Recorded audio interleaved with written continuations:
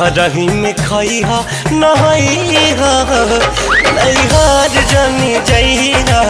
घर ही में खइहा नहइहा